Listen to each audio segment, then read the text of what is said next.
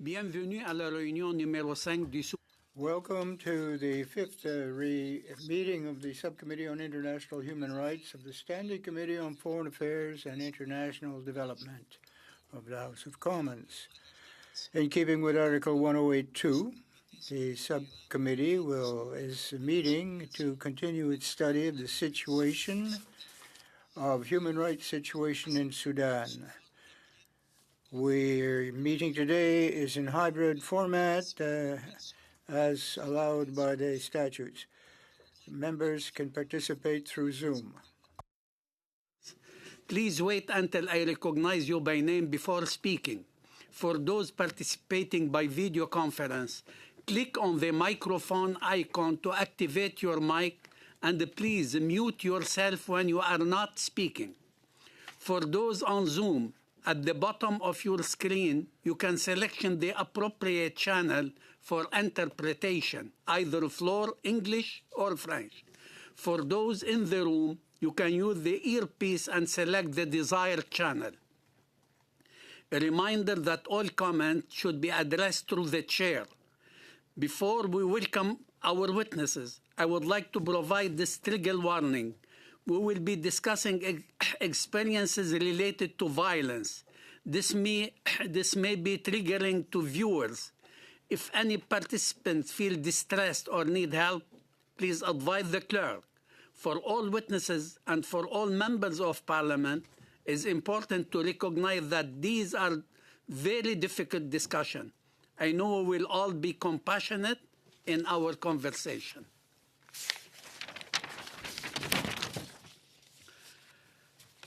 J'aimerais maintenant souhaiter la bienvenue à nos témoins.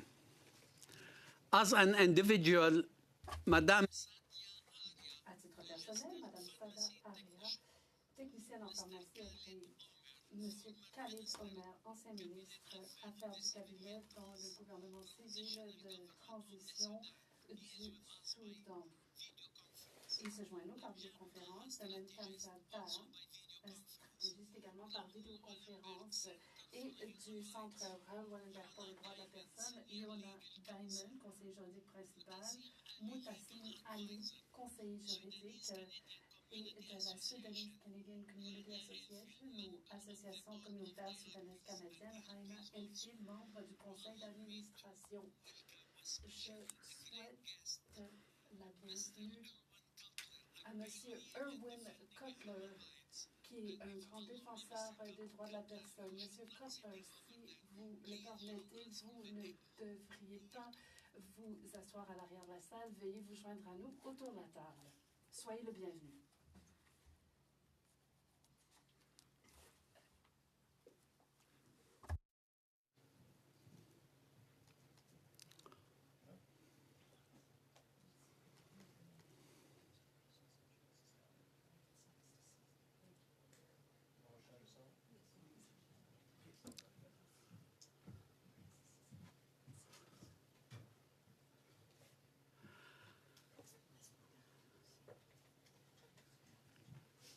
And for those who don't know Mr. Cutler, he was the chair of this subcommittee for a long period of time. If there is no objection, by welcoming Mr. Cutler, I'll give him 2 minutes just to say hi and a few words to the committee. The floor is yours, Mr. Cutler. Merci. Thank you, Mr. Chair. Very quickly, I would just say this is one of the most compelling issues ever to come before this committee. I have to say that when I was an MP in 2003, I established then the Save Darfur All-Party Parliamentary Caucus at the time of the first genocide in Darfur. This is now, as we convene, the preventable yet second genocide in Darfur. So you've got excellent, compelling testimony, and I think this committee, under your leadership, Mr. Chair, can undertake the necessary initiatives so that Canada can become an international leader in implementing an action plan to save the people of Darfur from this ongoing genocide. Thank you. Thank you, Mr. Cutler. And now we go for the first round of question and answer. And no, excuse me. And now I would like to invite our witnesses for their presentation. We would like to start with Mr. Khalid Omar. Mr. Omar, you have the floor for 5 minutes, please.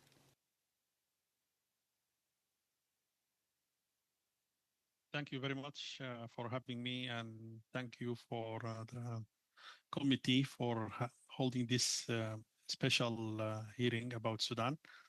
And as you all followed the last week, Sudan made the head news by the horrible atrocities that happened in Al-Fashir.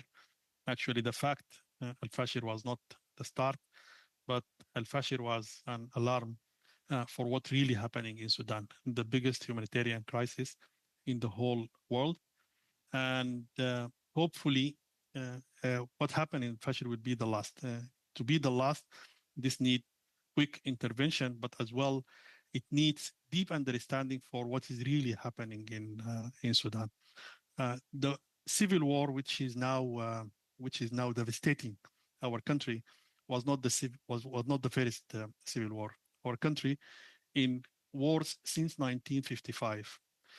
The root causes for all this war is the denial of the diversity in Sudan. Actually, Sudan has been ruled for more than 50 years by military rule, 30 out of them by the Muslim Brotherhood fascist regime.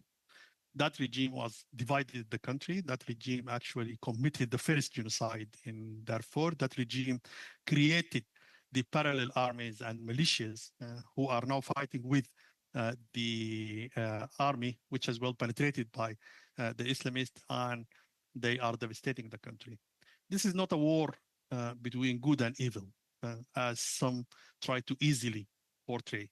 This is a war between two sides that together aborted the transition, aborted the great revolution by the Sudanese people, which happened at 2019. And as a result of the denial of the right of the Sudanese people to decide their fate, now they are devastating the country. Sudan prescription actually for stability is not military rule. Sudan stability cannot come through the Islamist rule. Sudan stability can only be achieved through a true democratic civilian transition. This is the answer. This is the answer for the difficult question of Sudan. In the last months, the Human Rights Council issued a report called War of Atrocities. This report documented the horrible atrocities that had been committed by RSF and SAF.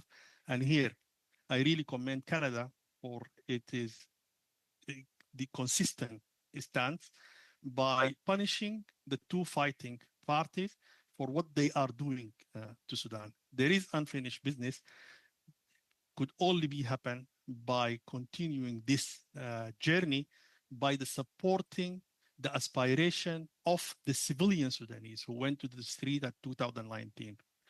Any support or legitimization for any of the fighting party is a betrayal for Sudan. Some are trying to portray this is a war between a state and rebel, or between legitimate part and illegitimate part. This is a war between two illegitimate parts, aborted the transition of Sudan, and any support for any of them is a betrayal for the Sudanese people. The only way out is through, there is no military solution for this crisis which is happening now in Sudan.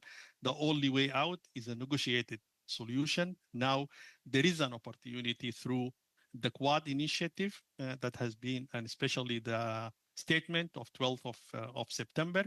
There is huge pressures on the side to accept a humanitarian truce. This humanitarian truce should be accepted without any reluctance, and this only could happen by coordinated pressures for on the two sides. But the humanitarian truce by itself is not enough. It should be a start for a negotiated solution that lead for civilian transition in Sudan, that lead for accountability for all the atrocities that committed against the people of Sudan. The only way to prevent another horrible Al-Fashir to happen in Kordofan or in the center or in the east is only can be achieved through stopping the war, not any other option. Thank you very much. Juste un petit point d'ordre, Monsieur le Président. J'ai laissé le témoin continuer, mais il y a quand même eu un petit avertissement de la part de nos interprètes, comme quoi le son There était... was a bit of it was quite difficult to get the interpretation. The sound volume was quite low, but the interpreter did a very good job nonetheless, and the witness was able to present his statement.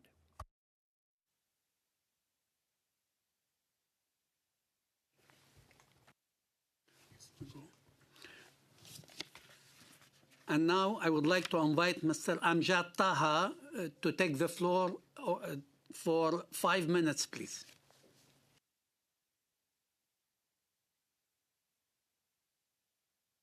Greetings. Thank you for having me. In regards to Sudan, I think the human rights situation in Sudan has been in a state of war since 1955, 6 months before its independence. In what the locals call the Anania genocide, where the Sudan army, current army, burnt Christians, farmers alive, ending with 500,000 of children and women killed. Since then, Sudan army has had 4 civil wars. So this is the 5th one right now. 4 civil wars against the Sudanese people. In 1983, the Sudan army officially became the armed forces of Muslim Brotherhood, where it applied Sharia law like ISIS and Al-Qaeda, and that ended up, of course, with 2 million Christians killed and 4 million displaced. The roots of civil wars have always been there. Military coups, corruption, extremist ideology, whether it's communism or Islamism. Before this war, which started between the RSF and the Sudan Muslim Brotherhood-led army on April 15, 2023, before the war, there were 7 million children out of the school. And we're speaking 7 million, that's a whole population. 7 million children out of the school right before the war. And now there are more than 19 million children out of the school, with more than 12,000 schools destroyed and used as a place for the army and RSF. Mass mobilization was done by Al-Burhan, the leader of the army, with children out of the school who had no chance but to join the army to get food for their families. And the army, with 5,000 undocumented, became as one of the reasons the Sudan Muslim Brotherhood-led army again, and its joint forces of jihadists rejected what? Again, the army rejected what? The UN fact-finding mission. The Sudan Muslim Brotherhood-led army committed a grave violation, which includes child soldiers, over 4,000 cases of rape and sexual violences against children, and a denial of a humanitarian access for children, which the UNSG listed them on the list of shame. And indeed, they are shameless army. RSF, which was created by the Sudan army, has inherited this kind of violation and evil conduct, which led to major violation in Sudan and its cities, such as Khartoum, the capital of Sudan, with 300 child soldiers and 1,000 cases of rape. This is a civil war, nothing new in Sudan. Port Sudan de facto, an unelected dictatorship, has prevented the humanitarian aid when allowed, there were cases of stealing the humanitarian aid, like Hamas, Palestinian terrorists, did in Gaza. Except, of course, Israel at one point or another allowed humanitarian aid. But excuse me, Islamist army, yes. Mr. Taha, can you lower a little bit your micro, please? Sure. Here, can you hear? Okay. Continue, please. Yes, sure. Except Israel at one point or another allowed humanitarian aid, but the Sudan Islamist army refused and has kicked out all UN staff, especially in Al-Fashir. That's what happened. When the RSF got into Fashir, there was no humanitarian staff, there was no UN staff that they can document this violation. Why? Because the army kicked out everybody. The Port Sudan regime in Sudan has now rejected the US and the Quad's proposal, which was calling for ceasefire and peace. And today, the leader of the army, Al-Burhan, attacked President Trump administration representative, Masoud Balos. This is immoral and it's wrong. Ceasefire is what the Sudan needs. Ending this war and stop arming all parties is what Sudan needs. Can you Sudan wrap it doesn't up? need- 10 more minutes, 10 more seconds, please. Can you wrap it? Sure.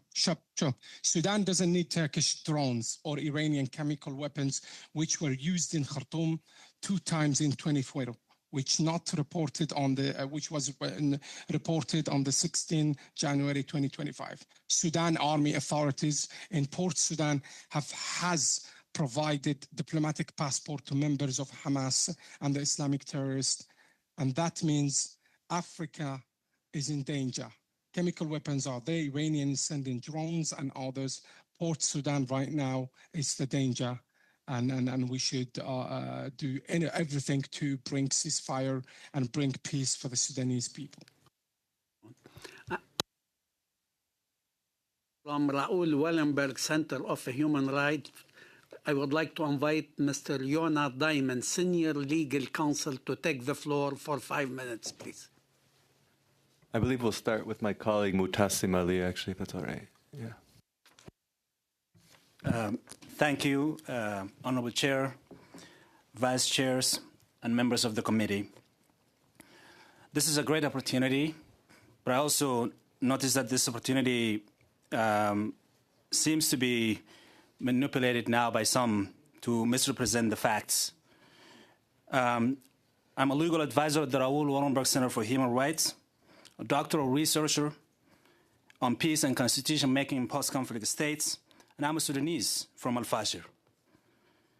I come before you not as a scholar or advocate, but as a witness, as someone who has seen my homeland repeatedly subjected to mass atrocities that were neither unpredictable nor unpreventable.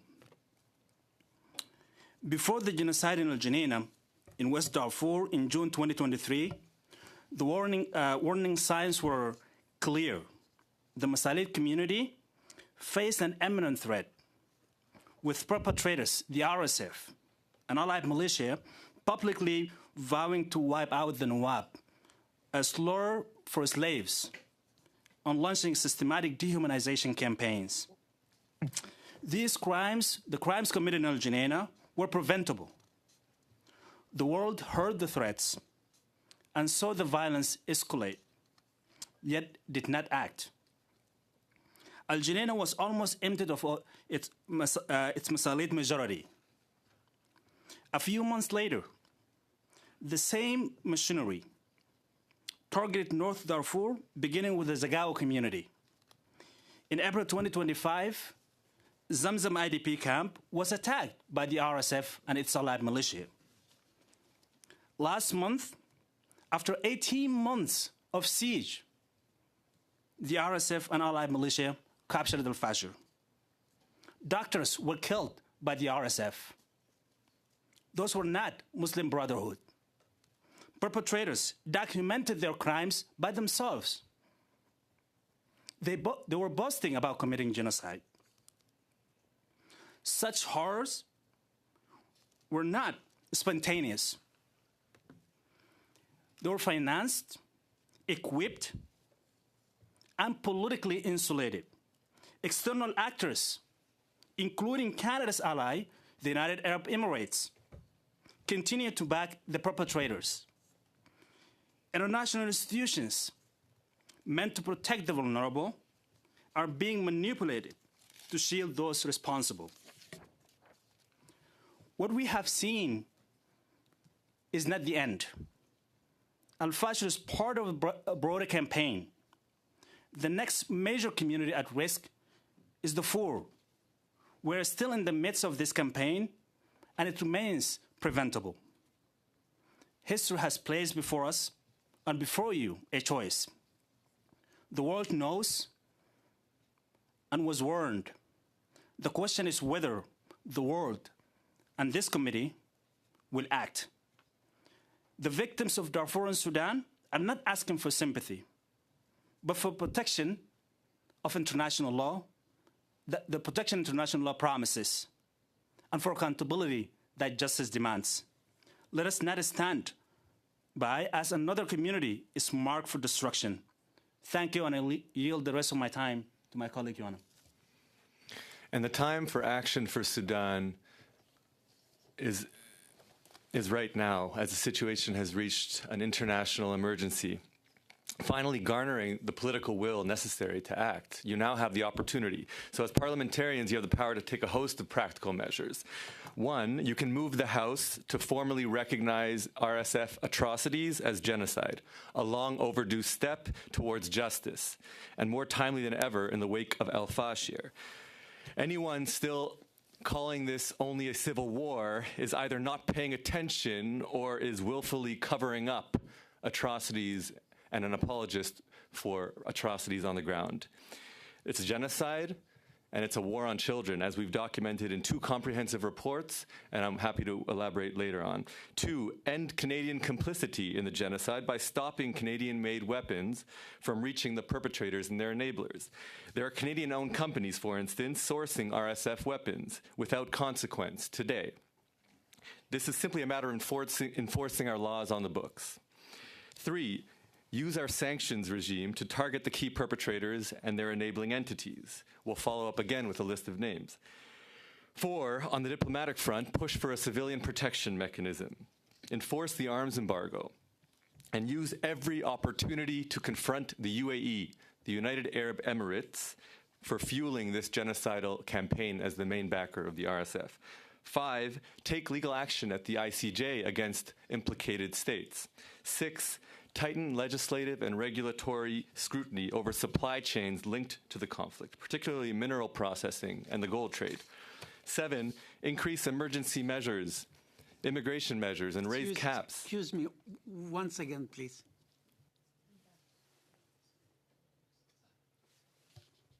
Sorry, go ahead.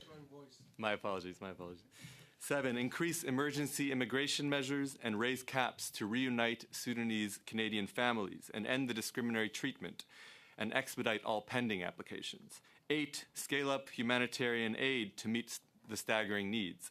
9, use your platforms to issue urgent statements to bring attention to Darfuri communities facing destruction right now and mobilize colleagues to support these measures. And finally, we're proud to launch today and tomorrow a historic all-party coalition for Sudan, a revival of the Save Darfur coalition, as was mentioned by our founder, the Honorable Erwin Kotler, and invite each of you to join and bring colleagues on board. We're committed to working with Parliament and civil society to implement this action plan, to ensure Canadians no longer remain bystanders to mass killing, starvation, genocide, and the world's largest humanitarian catastrophe that is shamefully being ignored. Thank you, Mr. Diamond. And now, from the Sudanese Canadian Community Association, I would like to invite Madame Rania Elfil, member of the Board of Directors. You have the floor for 5 minutes, Madame. Hello, and I have to say, based on recent new people invited to the committee, to be honest, and how it's been going, I will improvise a little bit, so I just ask for your forgiveness. My name is Rania Elfil. I'm an engineering graduate and a technology transformation professional. I'm a member of the board of the Sudanese Canadian Communities Association. And since the start of the war in Sudan, April 23, I've been a key member of the Government-Canada Relations Committee and its RCC subcommittee, and I've been closely involved in the advocacy effort on immigration pathways, humanitarian efforts, and on Canada's response to the war, and starting with improving its evacuation efforts in Sudan. that me and myself and my SSAA colleagues are in this space because we are passionate about serving our Sudanese Canadian community coast to coast and ensuring our voice is heard. And this is what I'm hoping for today, to be honest, is for the voice of Sudanese Canadians to be heard. I had a part on my personal pain around this war as I lost my father-in-law, who was like a father to me, during the time of his wait as we were sponsoring him to come to Canada, and he never made it here. I will focus on the fact that what we want from Canada to do, based on some conversations that we had in the past with the Canadian government, where they made it very clear when we said engage in bringing peace in Sudan, engage in humanitarian efforts, and engage in creating immigration pathways, that the bringing peace in Sudan was not part of. Canada can play a strong role, which was a bit disappointing, but humanitarian efforts and the immigration pathways could be the way forward where Canada can actually lead, and it has led in the past, right? Still, it's important to focus on what now is trying to be, people are trying to portray as an internal conflict. And it is, right? It is a power grab between two generals. But it's a war on civilians, right? And one thing we have to highlight, that this war would have not been prolonged, right?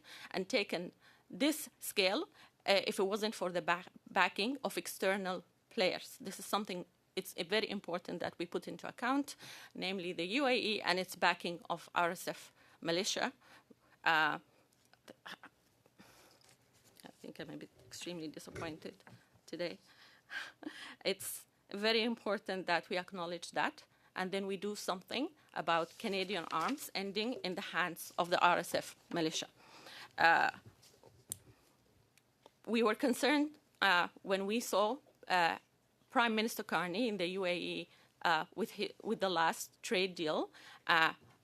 We want to make sure that when we put a trade deal, we're still grounded in our principled, and it's principled in human rights, right? Especially with the very credible allegations on how UAE is meddling and arming RSF. Canada should also hold Canadian weapons manufacturers accountable for their role in enabling the conflict and adopt Bill C-233, which closes the loophole that allows those Canadian-made arms to end up in the hands of the genocidal RSF militia.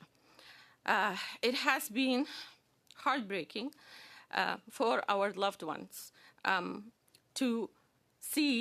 for us to see our loved ones getting killed by Canadian-made weapons. It was also heartbreaking for us to see how Canada led the response on humanitarian, creating immigration pathways for many impacted communities. But when it came to the immigration pathway for those impacted by the war in Sudan, it always fell short. We've been working since May 2023 on the creation of the immigration pathway for those impacted by the war in Sudan. It took 10 months for the policy to come out, and then for it to just face continuous delays from bringing everyone in beginning 25 to mid or summer 2025 to what we see right now of expected timelines of 99 months, 8 years. There will be no one to bring at that point, because I don't think anyone would survive, whether in displacement or in Sudan, what's happening in Sudan right now. Can you wrap it out, please? Time is over. Give you a few seconds to wrap it. Thank you. I think I just want to make sure that I just wrap up with our asks on making sure that we restore the prioritization for the immigration pathways for Sudan. Take it as a separate initiative that is urgent out of the slow-moving bucket that it's in, something to be done about the arms embargo that has to happen in the UAE and our arms not ending in the hands of the militia, and ramping up our humanitarian response to what's happening in Sudan, making sure that the largest humanitarian crisis, the famine, the starve, the hunger, gets attention from Canada, and we're doing more about it. Thank you. Thank you, Madam Elfin. Now, I would like to invite Madam Sadia Arla to take the floor for 5 minutes, please. The floor is yours, Madam. Thank you so much. Thank you for bringing us here to tell our voices to the world. My name is Sadia Arla. I'm a registered pharmacy technician. I born and raised in Al-Fashir. Al-Fashir used to be a city full of life. Children can run. You can hear kids' voice before you see them. The Fashir city that we always, anyone from Al-Fashir, they call Fashir at the night time is Paris, and in the daytime is rough Regans.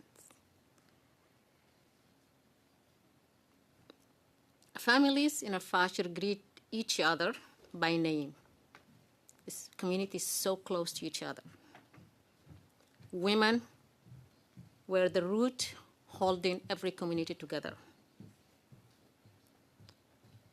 This is not a start at Fashir on the 25th, when the RS went to the city and erased it from the earth. I feel it. There's so many people lost their life there. Number is not a problem with me. 1% is a lot. For me, 1%. When you see the child or women holding their own kids and crying, that's enough. Inside Saudi Teaching Maternal Hospital, only one remaining hospital, and it's already broken. And barely the doctor, nurses there trying to save lives. But more than 460 people massacred in that hospital. Patients, they went there, they thought they have safe place and they can care for their wound. But instead, the wounded target, patient were executed, blood filled the hallways. The hospital that once brought life to the became a place of death. You can see bodies from the satellite image. You can see blood from satellite image. Families have been tied to trees. Entire homes burned down. Still people inside. This is not something that's happened overnight. This is something everyone, every international community, humanitarian aid, UN body, they're talking about it. They're saying, please do not let RSF get into the Fashir because it's going to be a massacre. They let it in Zamzam camp, the one that holding 1.5 million people, and the government or international community haven't done anything. So that means it's a green light for RSF or the people that they're supporting, like UAE, providing everything they can just to killing machine. And everything those people they did is documented by their own phones. I have witnessed this genocide back in 2005. I was there in Al-Fashir, and I saw how many tears, how many people are crying. Those the people that they lost their life in Al-Fashir, it's all I feel is my family. I lost my own brother. I lost my cousin that you can see in the Google when you go on the youngest parliamentarian in Sudan history. They killed her. She never left Al-Fashir. She sat there. She helped in the community kitchen to run, they call it takia. That is something like a community kitchen, help the people that stranded there. They killed her, that woman, and they told her dead body, get up if you can. So those people, the UAE, whoever, not talking about it and let massacre Sudanese people.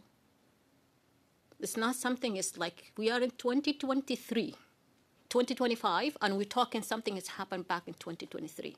If those people, they told them, you cannot do this massacre just by killing the people and hold everyone accountable. If it's a government, if it's militia, whoever killing innocent people, those world is not going to the top because none of the top lost their cousins, sisters, brothers, mother, and father. The only civilian who lost those people. And everyone in Darfur right now, they have a tear eyes. Everyone cried. It's Madam, not once or two. Time is over. You got almost 1 minute, but keep going. I cannot stop you. Go. It's not one time they shed their tear or 2 times they shed their tear. Every single day. Every single day. You see a mother, they see their child, their limbs being amputated. The wife see the husbands being killed in front of them. The young kids saw everything happen in front of them. I don't know how those kids, they're going to survive. Even if they survive the war, I don't know how they're going to go forward. Because the massacre that just young kids they seen, if I'm an adult, as a mother, I cannot take myself and watch those videos. It's so horrific. But the young kids, they saw with their naked eye. What we needed from Canada, we need them to stand up with their ally. Canada has done this before.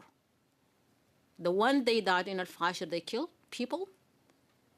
Jordan, they said, is horrific than what happened in Rwanda back in 1996. It's just one day killing what happened in Al-Fashir. So if we say enough for genocide, we should keep that word. And we should do whatever can just for bring those, whoever responsible to justice. Nothing we needed more than the justice. And you guys, you saw the videos. So we need the people they did, bring them to the justice. There is no closure in Al-Fashir unless we see all these people behind the bars. Thank you so much. Thank you. It's very touchy. Thank you. And now we go for a round of question and answer. I would like to start with, I invite Mr. Majumdar to take the floor for 6 minutes, please.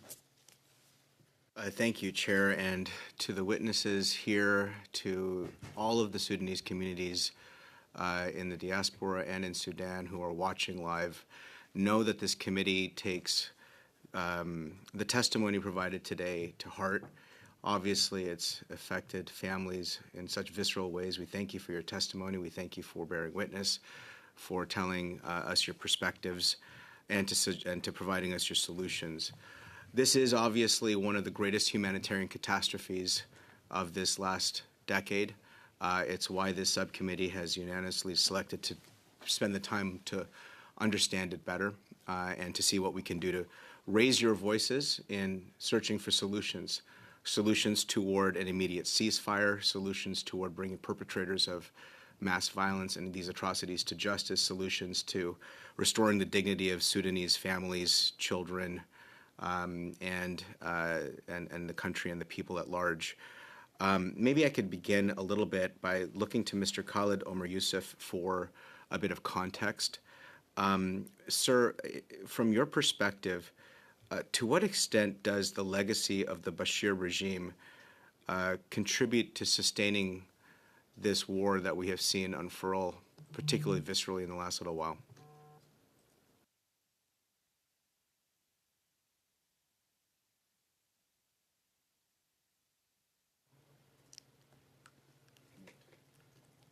Can you answer, please? The question addressed to you.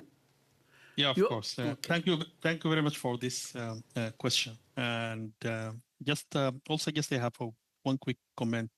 All the witnesses that were here documented what has been committed by the RSF was true. The RSF committed horrible atrocities against Sudanese people, and they should be accountable for that. But this actually is telling half of the truth because it kept very silent about what the other side is doing, which has been well documented by the fact-finding mission of the Human Rights Council, using chemical weapon and shelling artillery and air bomb, slaughtering people, which is documented through video. So to save the people of Sudan, you have to tell all of the truth, that there are two sides killing the Sudanese people. The finance and the arming for them should be stopped. Both of them should be accountable. Both of them should not define the future of Sudan, and the future of Sudan should be defined by the Sudanese. And this leads me to the very good question about the legacy of Bashir regime.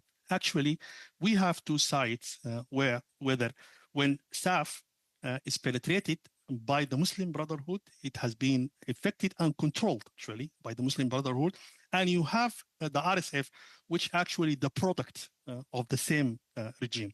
The crimes now have been committed in Al-Fashir in refugee camps like Zamzam and like Abu Shok.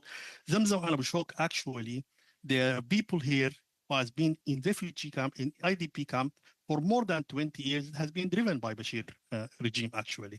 And for all these 20 years, they couldn't go back to their village because Bashir regime actually burned their village. It is the Bashir regime killed them twice. Killed them the first time at the first genocide of Darfur, and now killing them again by a war between two products of the Bashir regime, which they are the source of the destruction of the country. The two products of the Bashir regime, they killed the aspiration of the Sudanese people when they did the coup in 2021 against the public uprising of the Sudanese people. So here, we should not shy away or tear our eyes from the elephant in the room. The elephant in the room is the brutal fascist dictatorship that took the country to be divided, committed the first genocide, ignited this war, and actively working in this war to continue. So to stop the war, you need to name all of the perpetrators of the crimes, not just to speak about one criminal and be silent about the others. Thank you very much for that. So, Mr. Amjad Taha, I have a minute and a half now, but we'll continue on in the duration of this testimony to ask further about this. You didn't quite finish the thought in your testimony. I wanted you to have the opportunity to explain it further. But how do you see foreign states like Turkey, Iran, Russia, and Egypt contributing to the exacerbation of this crisis? I think there's a lot of countries who are contributing into this civil war. And let's be very honest. For example, here, these weapons are made in Russia, but delivered by Turkey. A Turkish company, which is right now registered as one of the Sudanese Al-Bayar fire firm, right? And it gets shipped by Erdik Dog IV Mazamilzi, right? It's a Turkish company that delivers these weapons for the Sudan army to kill innocent people, regardless of their fight with RSF. This is another weapons. These are the security protectors of Al-Burhan directly. They have Russian weapons. Of course, and in regard to one of the points that was said by one of the witnesses about the UAE, if I may correct this, UAE has made an agreement in 2020 with on the 29/7/2020 with the transitional government. Transitional government of the civil government, right? The civil people, right? The prime minister was Hamdok. At that point, the transitional government, which was accepted by the international community, UAE made an agreement with them where they were sending weapons to defend the government, the transitional government, from any harm, and especially the terrorists, the Boko Haram and others. They were being very active on other places. Now, when the war happened... Thank you. Can you wrap it up, please? You exceed your time. Yes. When RSF and SAF had a war, this is logic, by the way, simple logic, but some of the activists, they don't want to understand. It's very simple. They have war, RSF and SAF, they had war with each other, and they start stealing weapons from each other. Now, SAF, of course, he did all the propaganda that's about UAE. UAE only sends humanitarian aid. A lot of activists, leftists, they're not happy with this, especially with this, they're not happy. This is the children. If we care about children, you speak about children, this is children at the Sudan army. This is children at Sudan army. This is children here, children at Sudan army. This is a shame on a humanity. Please, Mr. Taha, according to the rule of this subcommittee, we are not allowed to show pictures. And I believe time is over. Thank you. Thank you. Now, I would like to invite Mr. Samir Zubairi to take the floor for 6 minutes, please. Thank you, Mr. Chair, and just want to note that that last round was almost 8 minutes, but I appreciate the 6 minutes I have. I'm just going to start my clock right now at 6. Thank you. I want to thank the courage of the witnesses for being here today, especially those of you who've lost loved ones, family members, Sadia and Rania, and others who are testifying and watching today. I wanted to thank you for your courage, for being here, and having to endure some of what you're hearing at the same time, and for helping us understand what is actually going on within Sudan. And I wanted to thank others in allyship, Mr. Diamond, for being here too. Now, I'm going to start off with Rania, and you were speaking about an important immigration pathway by the Government of Canada. Can you share with us how many people are here today through that immigration pathway for Sudanese loved ones? So the program in general has around 5,000 applications. We know the first phase was supposed to bring around 7,200 people, and in total, it's a little bit over 10,000 people that should come under this program. We know in Canada at this point there is around 2,200 who arrived. The rest remain stranded, either in Sudan. Actually, recently with the escalations in Al-Fashir, we worked with community members who were frantically trying to locate their family members in Al-Fashir, in Bara, in other areas that were hit recently and were not able to do so. I just want to take a moment to say this is a Sudan. There is the whole of the Sudan problem. It has started recently. It started 2003. We allowed it to continue to become what it is right now in 2023. It started in Khartoum state, escalated to Jazeera state. So when we talk about displacement, we're talking about the largest displacement, around 11 million displaced, right? And internally displaced, right? And we talk about like more than 4 million displaced in other countries. Thank you. So, and you mentioned there are long queues right now to resettle loved ones that already have their dossiers with immigration, and in some cases 99 months. Is that correct? Okay. So I'm assuming that you'd ask that those whose dossiers are already within the immigration pipeline, that they be expedited and not waiting 99 months to get here. Absolutely. I'm assuming that you'd ask that that be expedited without delay. It should be expedited without delays, the way it's been done now with the recent levels plan, that it was put in a bucket that is a slow processing bucket that includes other communities that are here already in Canada on a TR with the objective to move that TR to a PR. Thank you. And that would be the issue of where Thank you. I'd like to move to Mr. Diamond, Mr. Ali. You mentioned a number of actions that could be taken by the Government of Canada, including sanctions, targeted sanctions on individuals. Do you have any suggestions will you be providing suggestions to the government around that into the future? Yeah, thank you for the question.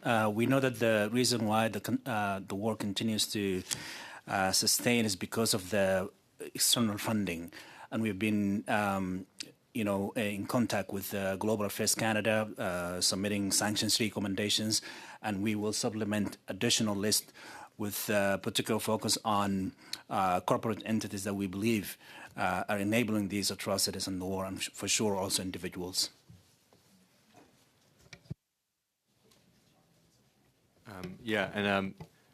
I just want to also add as an additional possibility, I just wanted to flag that there's a bill in the States, the Van Hollen's S-935, to ban transfers to the UAE until the president can certify to the Foreign Affairs Committee that they're no longer providing material support to the RSF. This is something that Canada can do as well, and I just wanted to add that that is clearly one of the major, if not the biggest initiative to support accountability in the U.S. right now. Thank you. And that's really important to note, weapons and how that is, the flow of weapons and who's behind those weapons, and for Canada to stop that.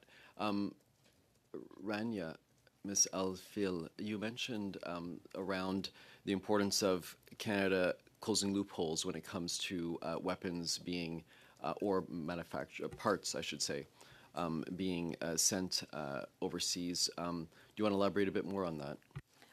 I think what I mentioned in my testimony was around the bill that was recently put by MP Jenny Kwan, Bill C 233. I believe, we believe that basically endorsing and approving that bill will address those loopholes. I'll leave Mr. Ali with the rest of my time, which is less than 1 minute. Thank you again. I think the atrocities, as the Raoul Wallenberg Center, we documented these atrocities since 2023. We definitely concluded that the genocide has been committed in West Darfur or Jenaina. We identified external actors, states, particularly the UAE, Chad, Kenya, Libya, and some of the neighboring countries facilitating the transfer of arms. But we also documented the ongoing atrocities through our report, A War on Children, A Complicit World, where we both accused the RSF and SAF for committing atrocity against Sudanese people. We identified external actors, states, and corporate entities for fueling these atrocities. Thank you so much. Zubairi, invite Monsieur Alex Brunel-Duceppe de prendre la parole pour 6 minutes, s'il vous plaît. Merci, Monsieur. Mr. Duceppe, you have 5 minutes. Thank you, Chair, and I want to thank the witnesses for their testimony. I'm very pleased to see you all here, particularly Ms.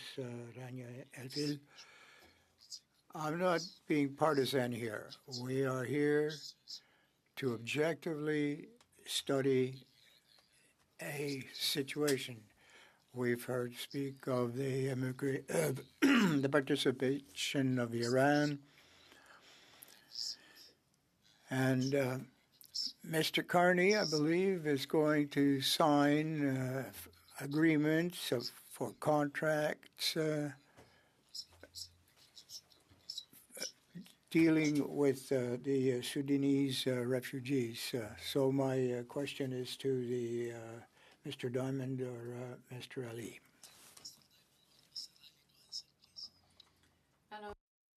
An agreement to regarding immigration, you said? Non, je viens. Non, OK. Est-ce que vous entendez la question? Okay, I may have to repeat the question. Did you hear the question? Would you like to hear the question? What message does Mr. Carney's mission, who's going to sign contracts with the UAE, and it will involve, of course, what happens in Sudan? We've been trying to publicly speak out about these deals at least being conditioned on the UAE demonstrating that it's ending its support for the RSF, and to our understanding that hasn't been yet brought up in these deals or in the readout from Prime Minister Carney's meeting with the Emirati leaders. But he knows exactly what they are doing, and this is very public, and trade and the defense of human rights and the protection of a population facing destruction should not be separated, especially when you're forming policy based on values. Non, mais je comprends.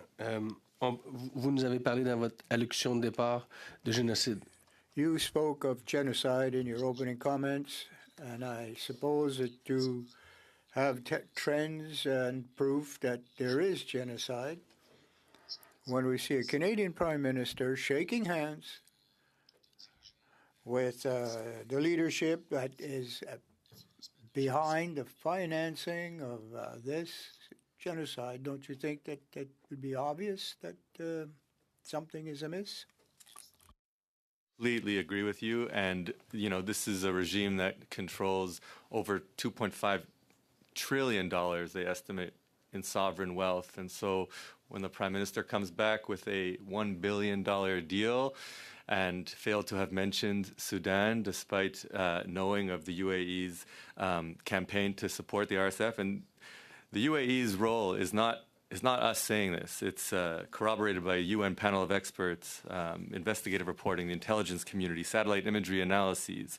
The RSF officers themselves admit that the UAE is serving as the main backer. So this is a matter of one of the major power brokers, too, that have prevented any efforts at humanitarian relief, efforts to end the siege within their role in the so-called Quad, which is a power broking. So the UAE's role, they are simply accomplices to this genocide, and so to shake hands with accomplices to genocide, let the public decide on whether or not that's based on principles. Yeah. Mais est-ce que, expliquez-nous à ce moment-là. Perhaps you might explain why you would like Canada to officially recognize the genocide that's going on right now.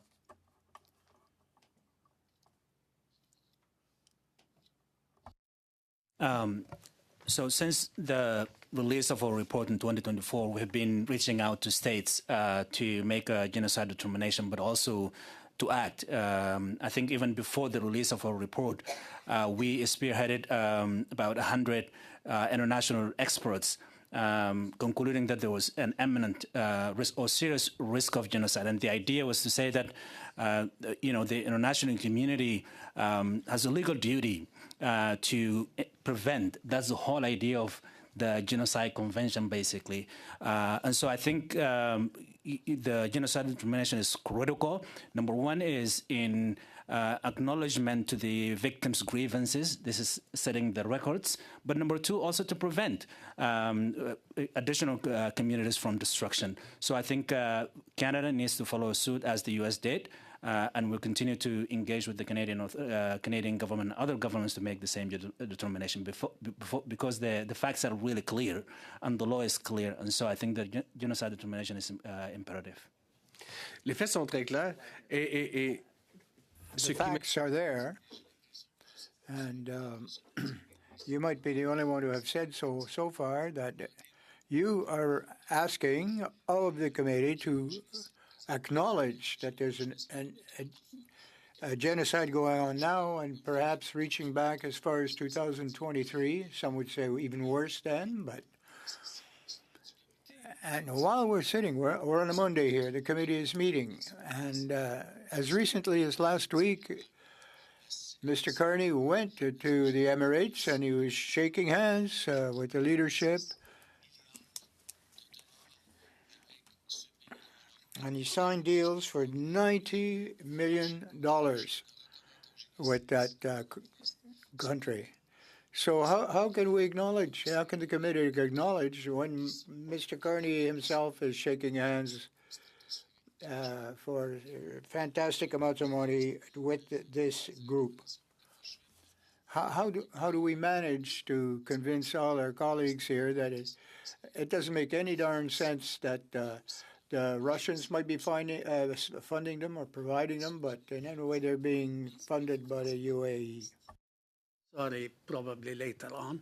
Now I would like to invite Madame Kranis to take the floor for 5 minutes, please. Thank you very much, Mr. Chair. I'm going to address my first question to Mr. Omer.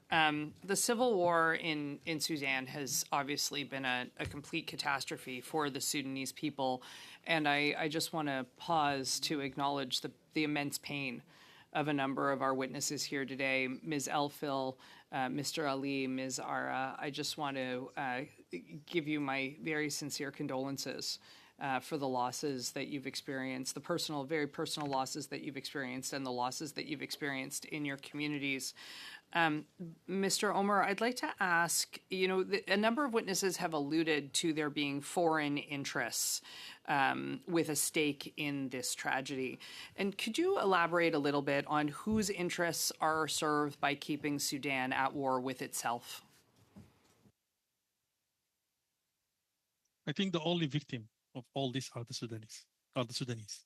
And the start of this war, as I said, it is a power struggle between two factions that both of them aborted the transition and then turned the country apart by this war. As any civil war happen everywhere in the world, this will open, of course, the door for the external intervention. And also, if the aim is to end the suffering of the Sudanese people, so all kind of external support to the fighting side should be stopped. And that's why we keep calling for the arm embargo to be extended to all of Sudan and coordinated international pressures over all sides to stop financing or supporting any of the two fighting sides. This is the road to stop the war. But as I said, keep speaking about one side of the warring parties and neglect completely what the other side is doing. This actually is the recipe for the continuation of the war and the continuation of the suffering of the Sudanese people. So can you explain and elaborate a little bit about how the interests of regional powers on all sides have shaped this conflict? Of course, the division in the region and in the world around Sudan, it's not only the neglection of what's happening in Sudan, but also the division in the region around Sudan.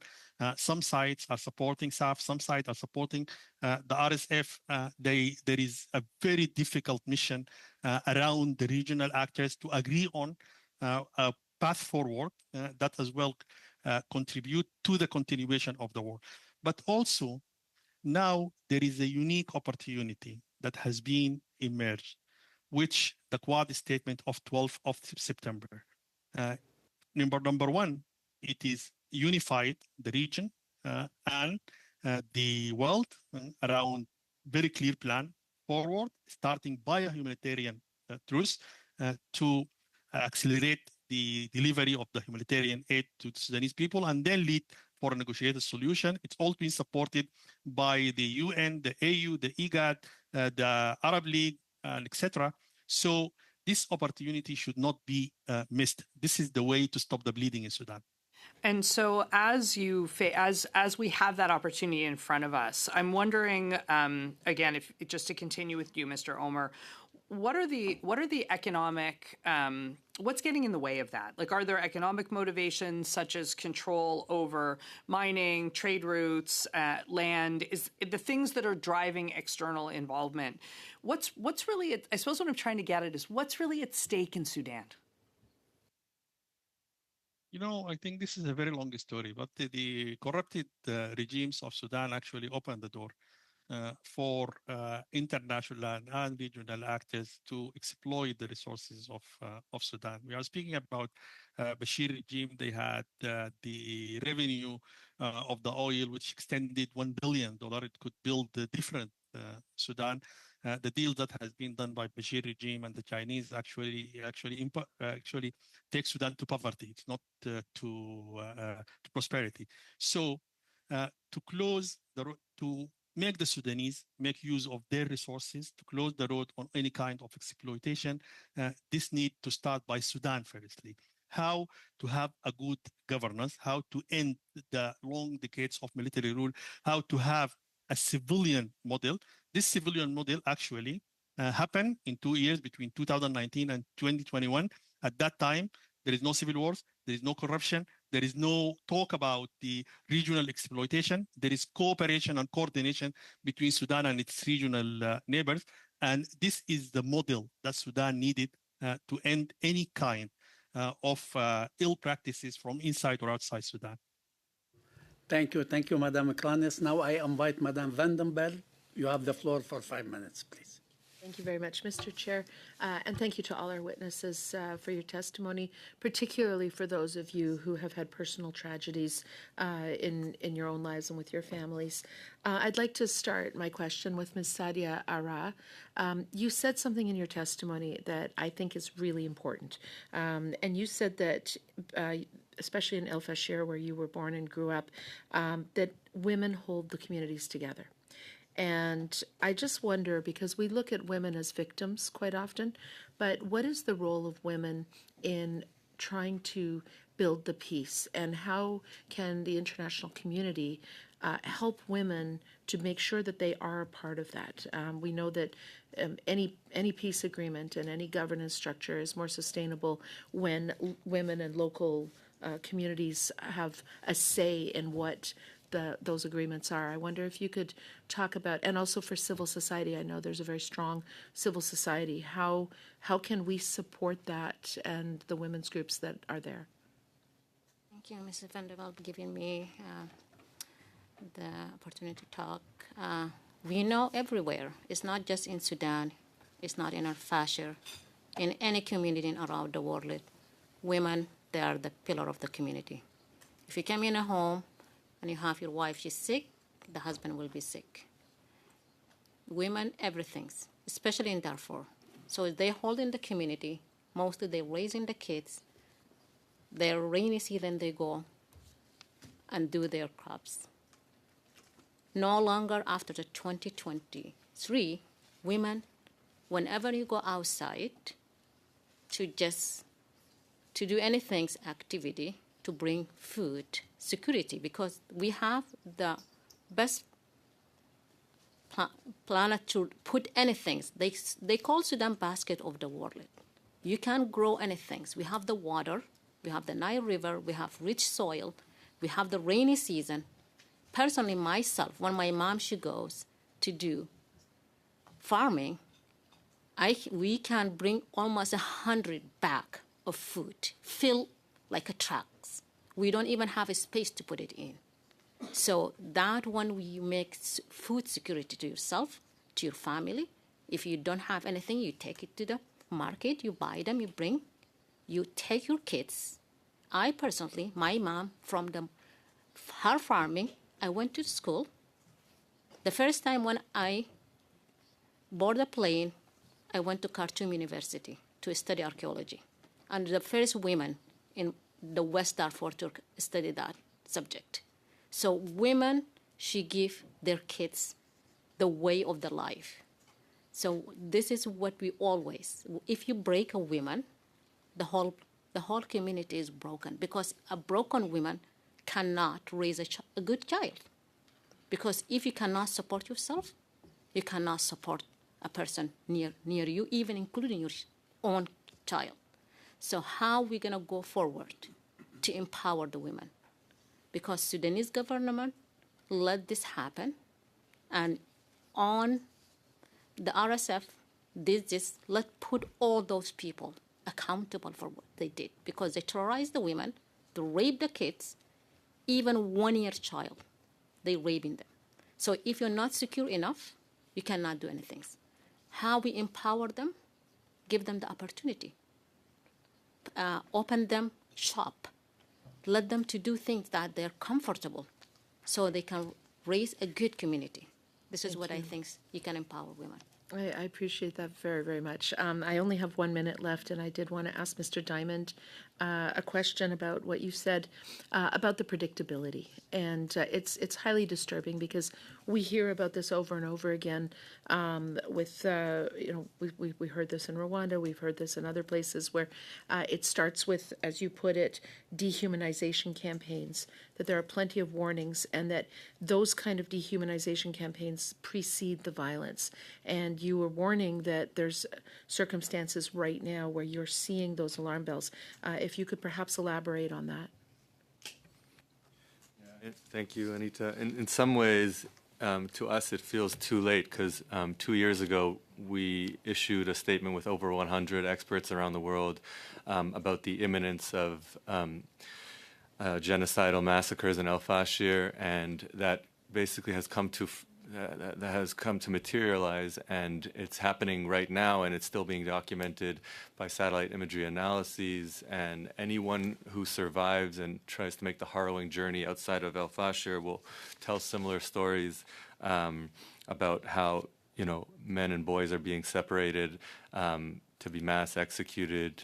Women are being subjected to systematic rape and sexual violence of the worst, most extreme forms. So, and when we talk about genocide as being kind of a low-hanging step for parliamentarians to ask, this goes back over 2 decades, and it's actually the only situation in which the International Criminal Court has issued a charge for genocide. It's the Darfur context, and UN experts are referring to this as genocide. This is extremely not a controversial ask, and it's not even about naming external actors when you give recognition to these communities who have gone so long without that recognition.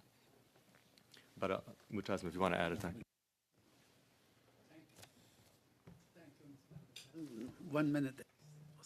Now, j'invite M. Brunet-Duceppe prendre la parole pour 5 minutes, please. I will give Mr. Brissette another 5 minutes.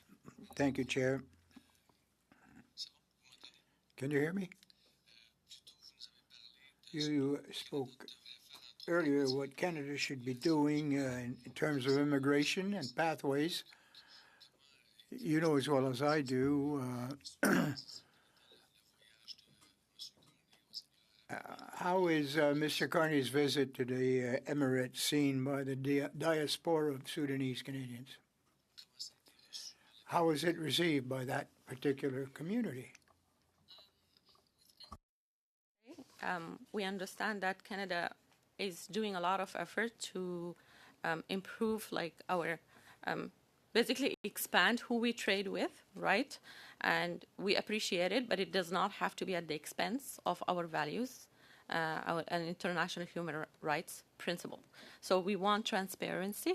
I think what we want is transparency, that trade deal does not include arms trade, and that there is a discussion that happened around concerns, because we have the concerns of how UAE have been supporting RSF, and we hope that has been shared at the discussion table. Merci beaucoup. Messieurs du Centre Raoul Wallenberg. Now to the gentleman from the Wahlberg Institute. With your expertise legally, what instruments are available, legally speaking, of course, technical, in this, to reduce this issue?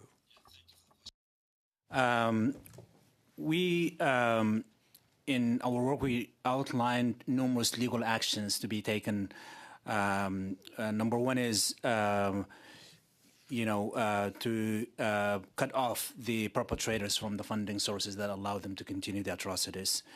And that funding sources begin with the external actors. This is number one. Number two, we also believe that initiating legal proceedings against states complicit, whether in genocide or ethnic cleansing or violating international conventions, and I think Canada can play a role. There are numerous states that we identified, and I think there's a strong legal case to be made. And I think third, universal jurisdiction. We know that perpetrators continue to travel with impunity. Some of them travel to, for most part, in the region in Africa and others to other places. And I do think that there is like a way to hold them accountable. The whole idea of accountability is to make sure that the perpetrators do not continue commission of atrocities with immunity. So I think there is like a way to disrupt that. And of course, I think one final point is to expand the ICC's jurisdiction to allow investigating atrocities committed in other parts of Sudan, not only Darfur. As of now, the ICC is only mandated to investigate atrocities in Darfur, and we know that there are numerous atrocities committed in Khartoum, in Al Jazeera, and other places by the warring parties, the Sudanese Armed Forces and the Rapid Support Forces and allied militias. And so the expansion of ICC's mandate is critical. Ben, vous en avez parlé, je pense que c'est M. Diamond qui en parlait un peu plus tôt. I believe it was Mr. Diamond that spoke earlier. The historic impunity in Darfur and Sudan, in what way did it contribute to the crisis that there is right now, today?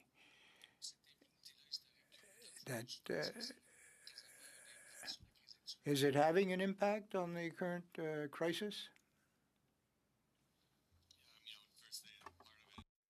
Name it what it is, to name the genocide. Mutassim, I think you might be more. Surely, yes. The culture of impunity is one main reason why we see these atrocities across the entire country. Unfortunately, even during the transitional period, accountability was sidelined. The actors during the transitional period, both the military at the time, the RSF and the Sudanese Armed Forces, and the civilian leaders sidelined the accountability. Not even a single perpetrator was held to account. Not even a single person was extradited to the ICC.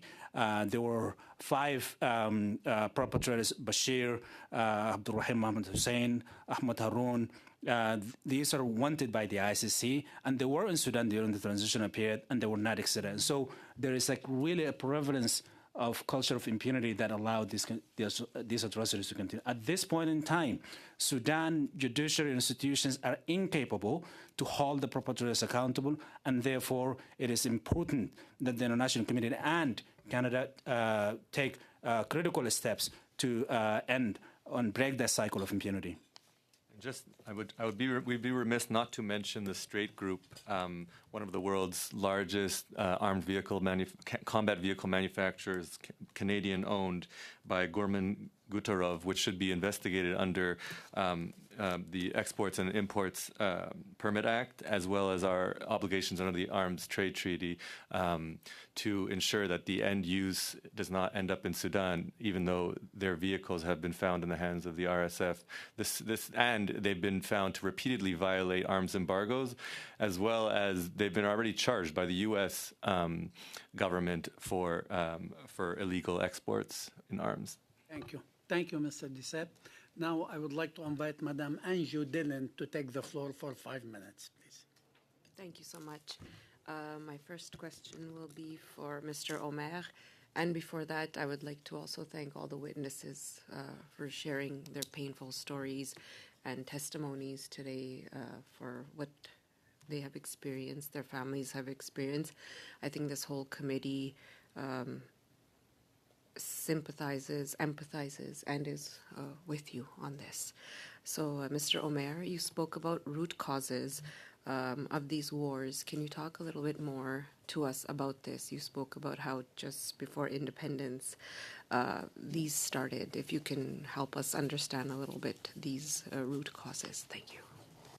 Yes, quickly I can say that Sudan used to be one of the most diverse countries in Africa, with more than 120 language, 500 tribes, different religion.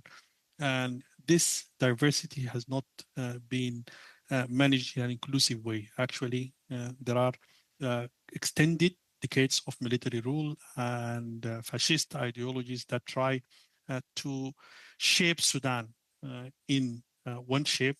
And when the people in South Sudan, in Darfur, in Nuba Mountain, they revolt against this, the same army, what they did, instead of going for a negotiated solution to reach for an inclusive framework, they created militias actually to fight in behalf of the army. That's what the practice in South Sudan, in Nuba Mountain and in Darfur.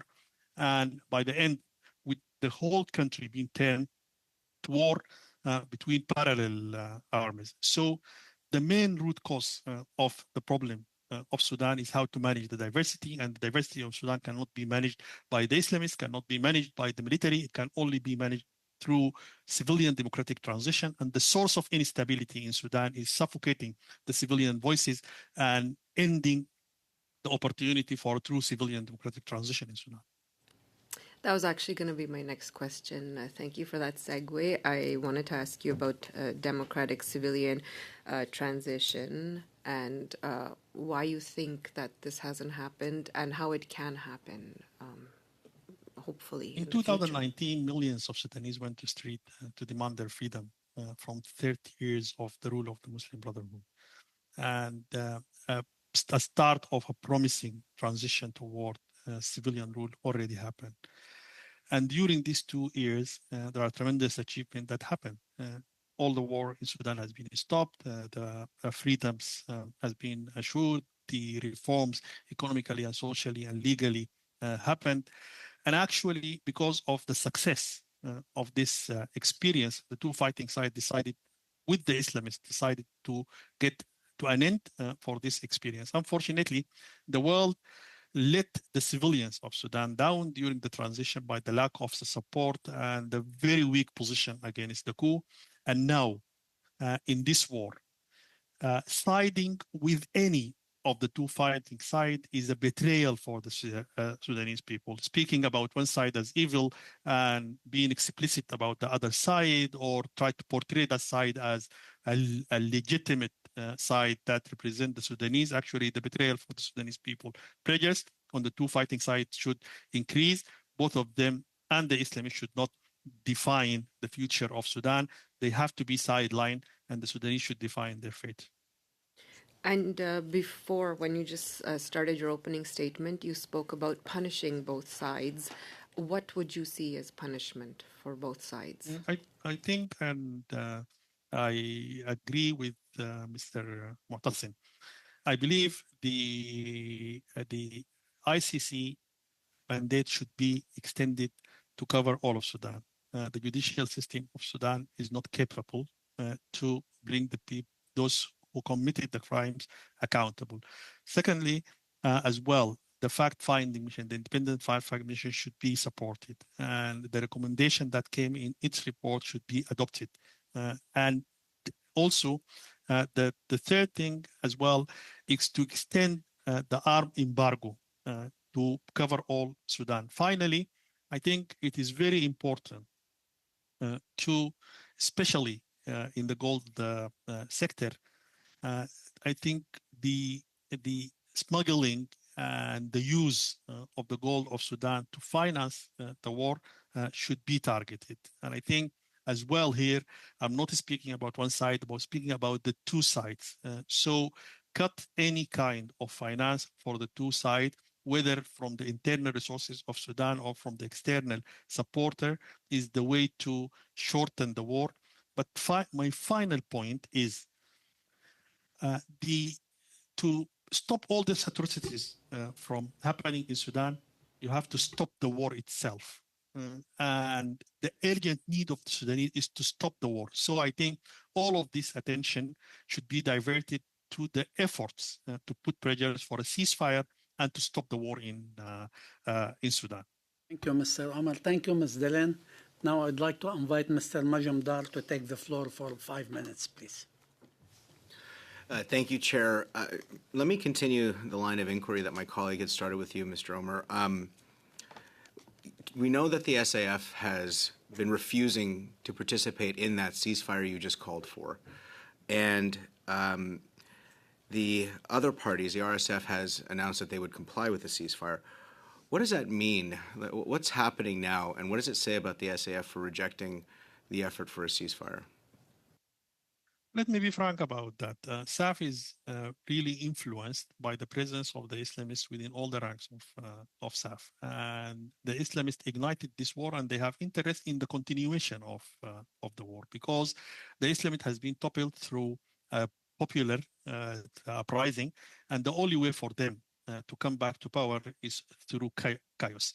So they have no interest in stopping the war, and that's why they keep actually been against every single initiative, Jeddah Initiative, Geneva Initiative, the AU, the IGAD, the ALPS, the Quad. So look for who is benefiting from the continuation of the war and target those who are benefiting from the continuation of the war to open the road for peace. The second reason is SAF ruled Sudan for more than 50 years. And the generals within the rank of SAF, they think that they should be the ruler for Sudan for the eternity. The only peace that they want is the peace that keep them in power. But the Sudanese people rejected any kind of military rule. They want this war to be the end of the military rule and the start for a civilian transition. And that's why as well, this is another reason why they are not engaging in peace initiatives. We've had a lot of reporting recently from various organizations. The UN panel of experts in 2025 looked into how foreign states were supplying or not supplying arms to various actors here. I note that they did not mention the UAE as principally arming the RSF in 2025, but we know that Turkey, Iran, Russia, and Egypt and others have been providing the SAF with weapons, with chemical weapons, with drones, and with diplomatic cover for Hamas terrorists and others. In your mind, why is it that there's so much of the international debate is focused on one party but not the both parties for the kind of atrocities, indeed genocide, that has been conducted against the Sudanese people? Because unfortunately, the aim of this campaign is not to stop the war. If you want to stop the war, you have to talk about all the actors that financing and arming the parties and stop this kind of support. Unfortunately, there are different reasons for speaking about some actors and be explicit about the other actor, speaking about one fighting party and be silent about the other fighting party. Unfortunately, I'm afraid that by saying this, by being silent about one side of the fighting parties and speaking about the other party, this is like a promotion for a military solution for the problem of Sudan. So by putting pressure on one side and neglect the other side, you want this side to win the war. But let me tell you one thing. We have long history of war in Sudan. No single war in Sudan has been decided militarily, and they have been extended for decades. Supporting one side is not a strategy. It's strategy for the devastation of the country. You have to put pressures on the two sides, support no one of them, cut the supply for all of them, and push them for peace. This is the only way out. Mr. Taha, this region, Sudan being proximate to the Red Sea region at large, too often people think of the Middle East in a narrow conception, but the Red Sea region itself is a really volatile one in which there have been actors promoting instability and actors promoting stability. You reside in a country that has been looking to normalize relations and provide progress for the region in the face of ferocious adversity, whether it's deeply ideological or otherwise.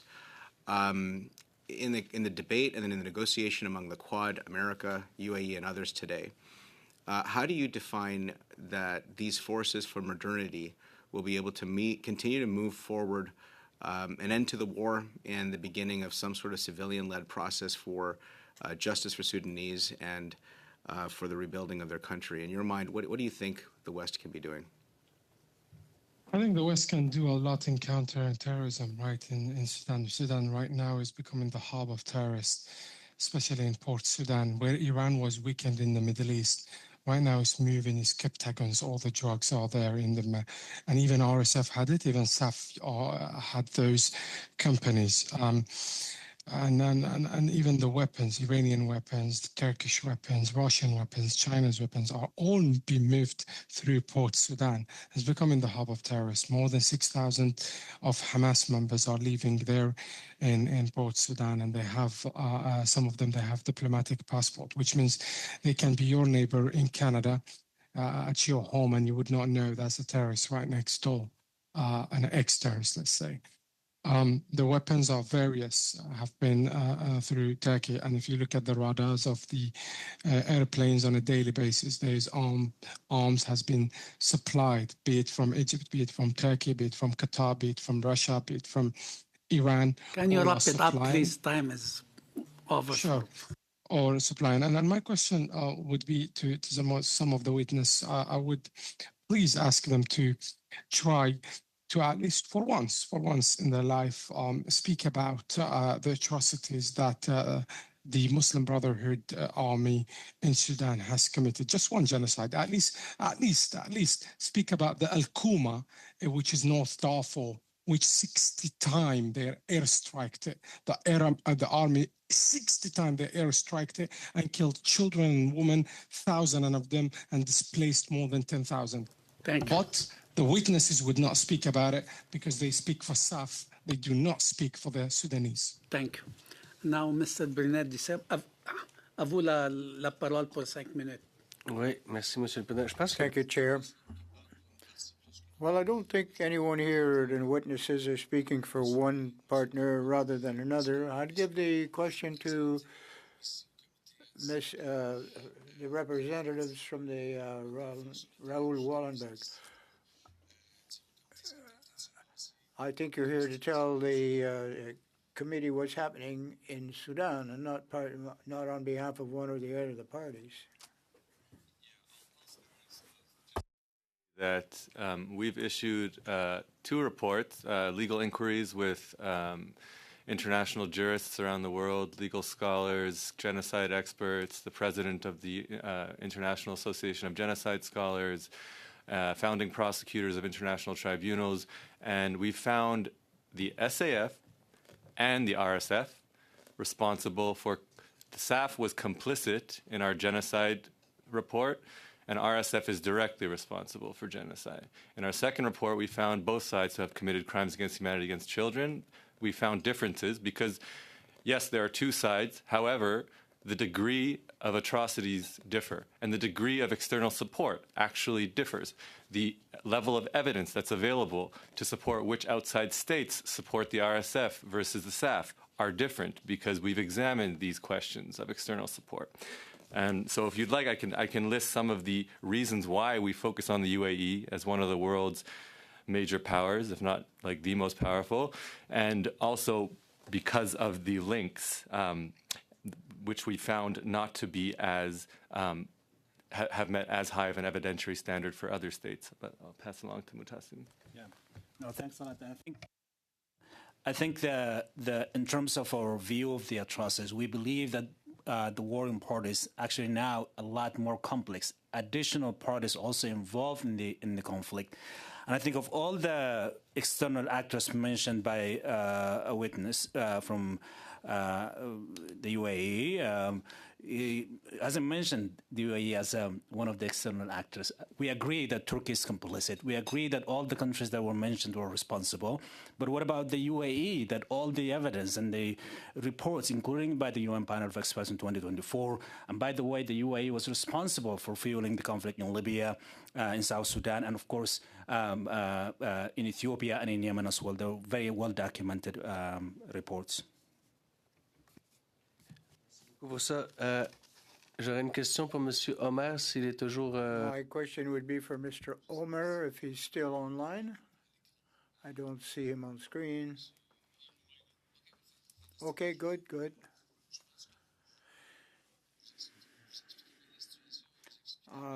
You've explained the situation quite well and everyone's concerns. As the witnesses have said, there are 2 parties involved in atrocities, directly or indirectly, and that is the basic problem or issue right now. Are there any democratic or civil society organizations on the ground with which Canada or the Western countries support? Or are there absolutely no democratic institutions that are still viable within Sudan that we could support? strong democratic movements. And it is so diverse. There are political parties, there are resistance committees, youth, women, there is the humanitarian actors who are working on the ground. And with all this horrible war, they failed to kill this movement. This movement is still alive. It is so diverse. It is working in different arenas. I'm part of one of these organizations, which is a political alliance called Sumud, bring together political parties, resistance committees, civil society, trade unions, but we are not the only actors. There are other actors as well. As I said, there is the humanitarian actors who are now the first responder on the ground. There is the women group, the youth group, and the aim of this war is to kill this movement. Actually, the very diverse democratic movement in Sudan who worked together to topple Bashir regime, who ended the rule of the Muslim Brotherhood in Sudan. This war has been used to punish them. And part of the atrocities that's being committed by the two sides is how they are targeting the civilian actor. Actually, from my political party, my colleague, and he is the head of our party in one of the localities of Jazeera State, he has been abducted by SAF. He has been tortured. He has been killed. And they hide his body, even from his family, for weeks till they discover that. This is just one case of many cases of how they are targeting the political actors, how they are targeting the youth actors, the women actors, how they are, the number of them, they are in prisons now. The denial of them, they are, the staff, for example, now is denying us from our basic rights. We can't get passports. I can't even get passport to my family, let alone to myself. The only crime that we commit, that we stand against the war, the only crime that we commit, that we work tirelessly to resist Bashir regime, and now this is the war of Bashir regime to take revenge from the civilian movement that resisted them and refused to surrender for them. Thank you. Now I'd like to invite Mr. Samir Zubairi for 5 minutes. Thank you, Mr. Chair, and again to the witnesses for being here. I'll start off with Ms. Alfil, and just want to ask what your thoughts are on a civilian-led transition for Sudan. I'm going to start by saying, I think just for someone to sit and call the witnesses as complicit, to try to frame as there is one part that is like responsible other than the other, is shameless, to be honest. I have to agree with you, and it's deeply objectionable, but and that needs to be acknowledged as you have. I want to. I will continue. I'm so sorry. This is very impactful. I just want to bring some facts to the table.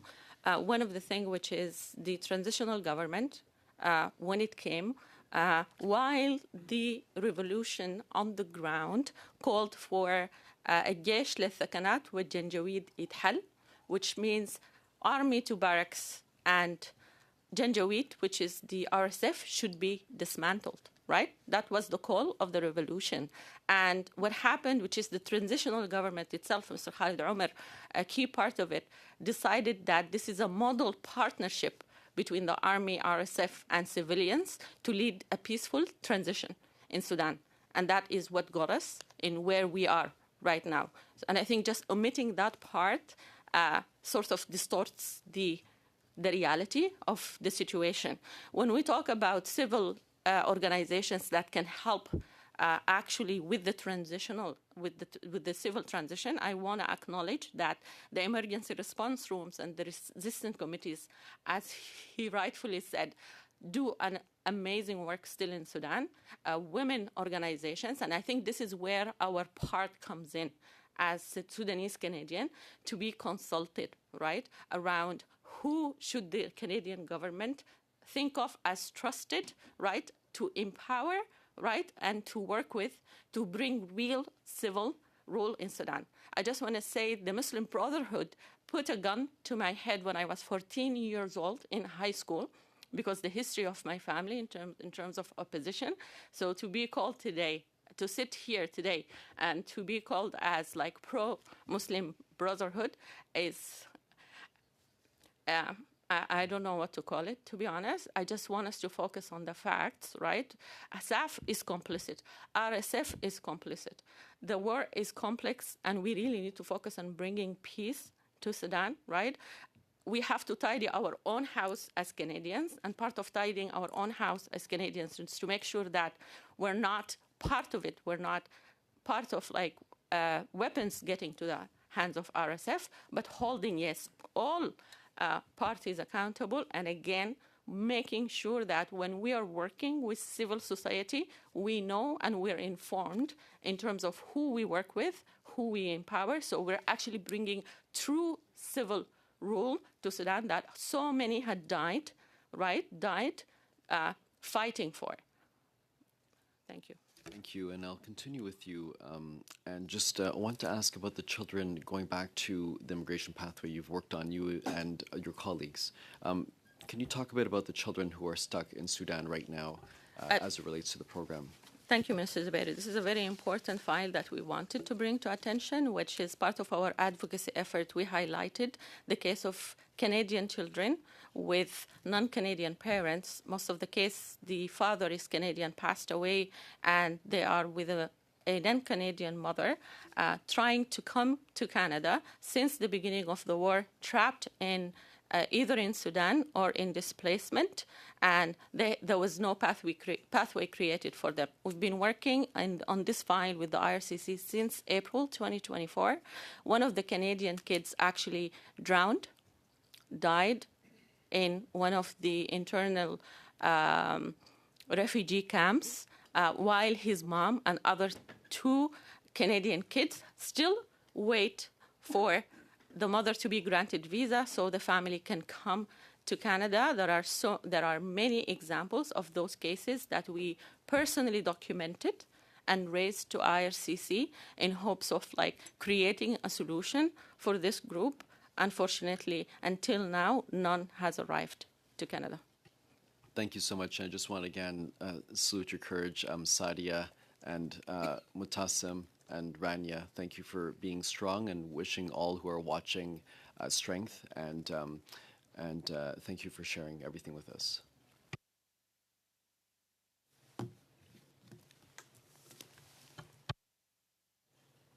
Thank you, Mr. Zubairi. And now we would like to invite Madame Krani, please. Thank you. Thank you, Mr. Chair. And I just want to also just pause to thank all the witnesses. I know that it's been very emotional to be here today. It is, I just want to acknowledge, again, I want to acknowledge your pain. I'd like to go back to Mr. Omer. You know, one of the features of this terrible conflict is that it is the latest in a sequence of conflicts in Sudan. And I'm wondering if you could comment a little bit on the role that previous atrocities in the area have played in shaping both the current leadership and the strategic objectives of both sides to the conflict. I think this is a very good question. And when just we take Darfur as an example, the story of Darfur didn't start in 15th of April 2023. The story of Darfur started a long decades ago. And when there are Sudanese people from Darfur demanding their rights to end any kind of discrimination in 2003, the Bashir regime, they responded to this by violence, by genocide, by creating the militias that burned the village.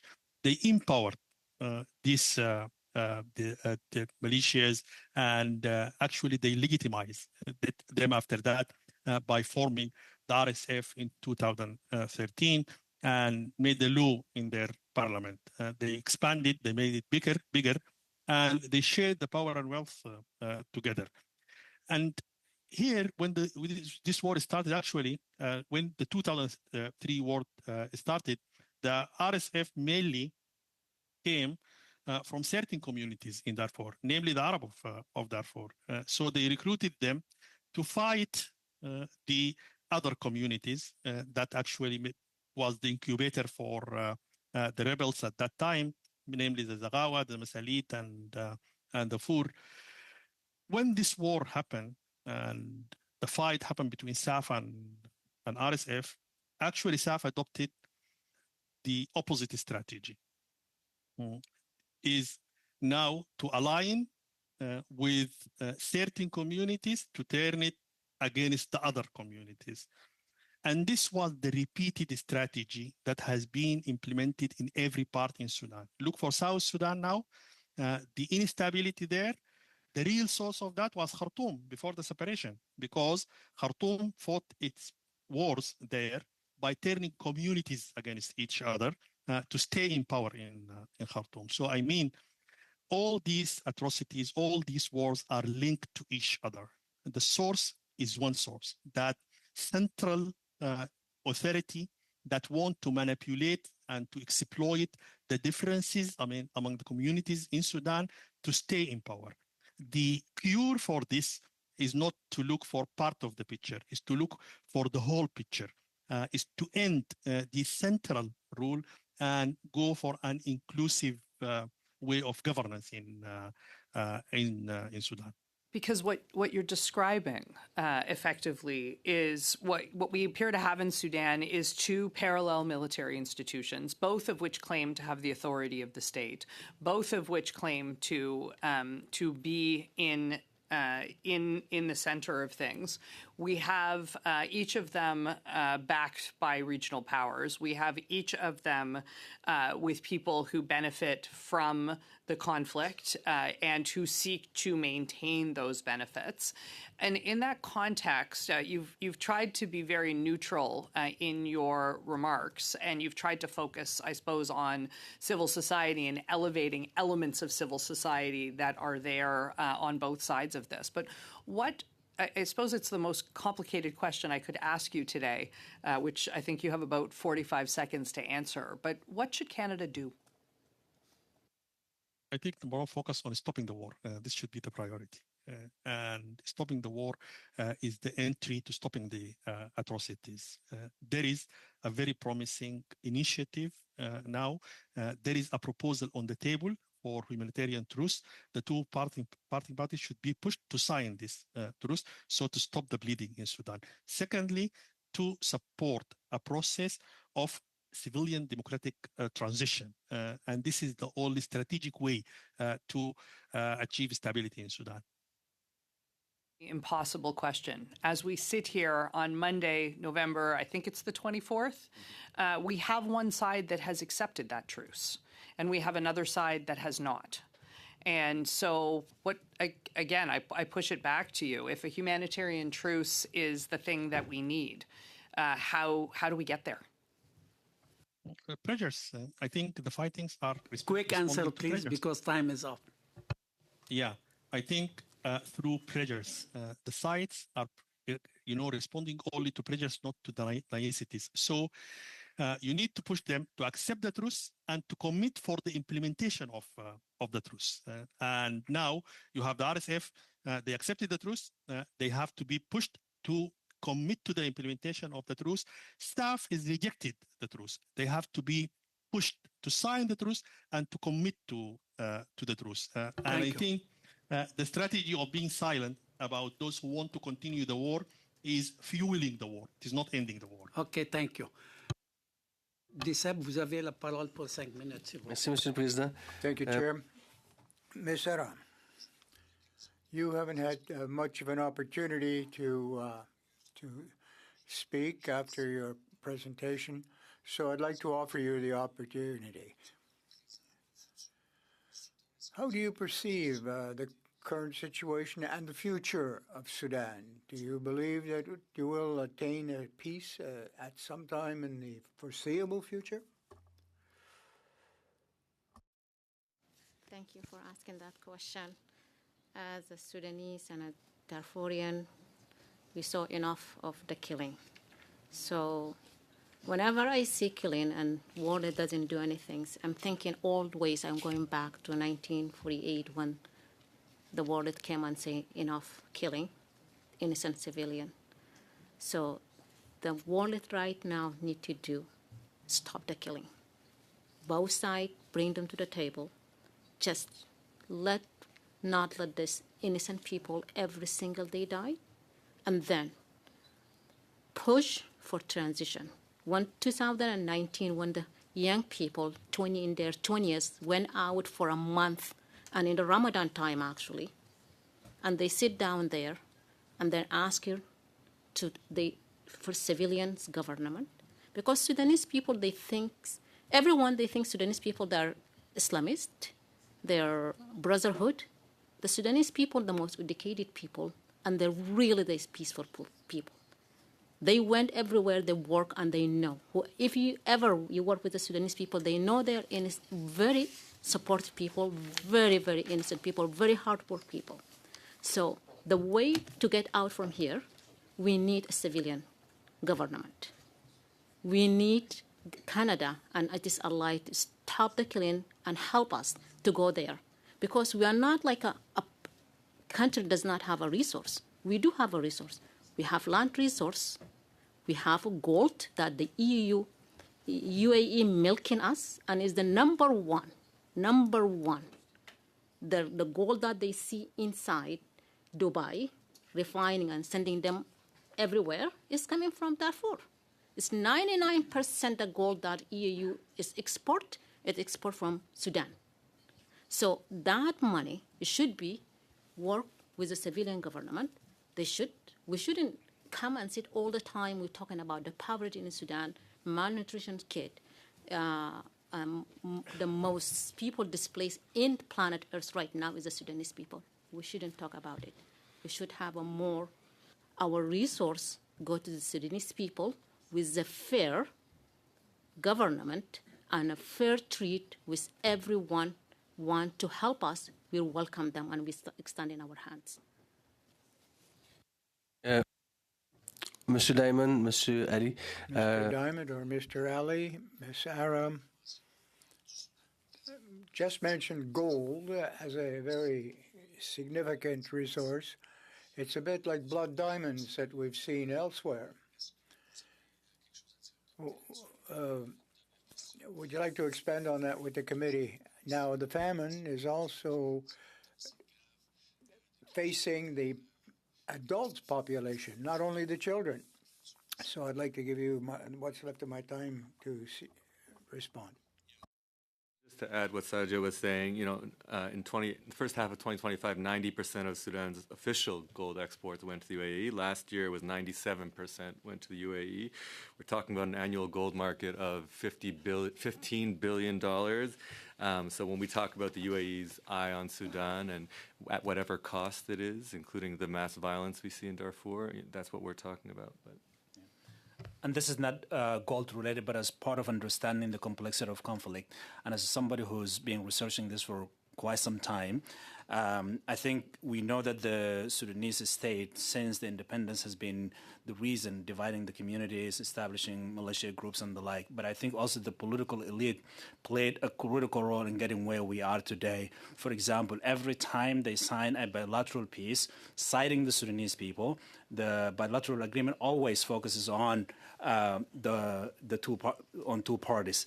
And so that's part of the reason why the transitional period as well failed, because of its bilateral nature, sidelined the entire Sudanese community. Not even the interim legislative was established, even though it was established in the constitutional document. And so I think the army is always a problem and will continue to be the problem, but I think the political class has to to take responsibility as well for failing to respond to the Sudanese needs. Sir. And that will conclude our study for today. On behalf of the committee, all members, staff, interpreter, I would like to thank all the witnesses for your presence, your intervention, answering question, introduction. It enlightens really the committee and gives a good idea about what's going on in Sudan, hopefully to see peace prevail soon. And a special also thank to our distinguished guest, Mr. Erwin Cutler. Thanks for being us. Your presence enriched this committee. You always welcome, Mr. Cutler.